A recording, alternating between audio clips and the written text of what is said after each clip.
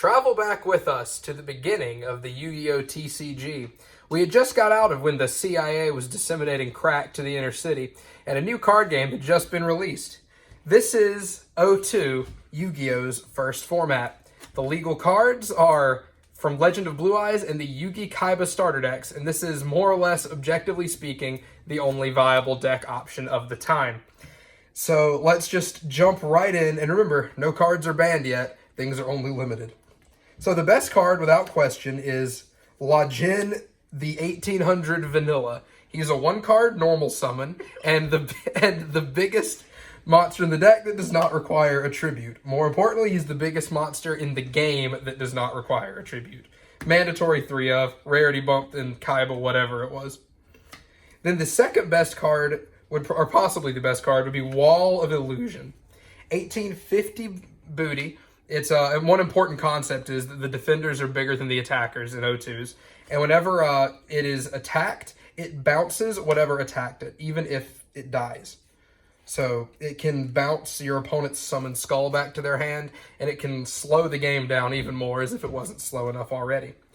Now, you'll note I'm showing these as a set of 4. Neo the Magic Swordsman and Battleox have the exact same stat line. There is no relevant difference between these two cards. You can play any proportion of these you want. You could play another Battleox instead of Mystic Elf.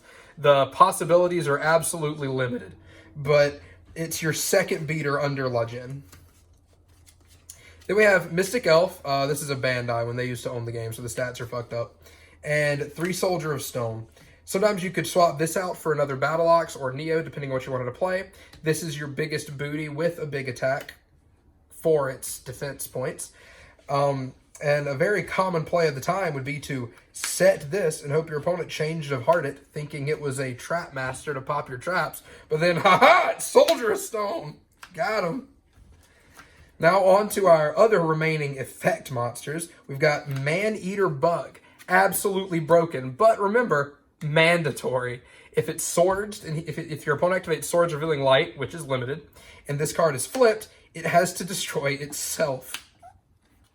Now, your only, or one of your 2 elements of backer removal in an age before Heavy Storm or MST, we have Trap Master. When he's flipped, you target a set card on the board your opponent controls, I think.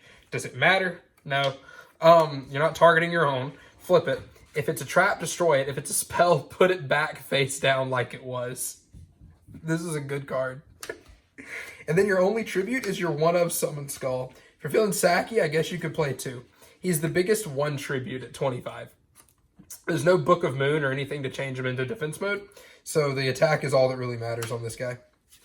Now, your spells, you have many limited spell cards. You have, first off, Change of Heart, which this is also your only combo. Change of Hearting and Tribute Summoning Summon Skull is this deck's 1 combo. You can also take set monsters and flip them to try to out your opponent's back row or use a Man-Eater Bug or just snipe a resource. Really fun card, oddly skillful. Your 1 Reborn.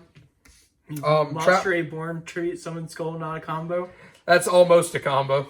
This card cannot be hit with Trap Hole because it can only hit normals.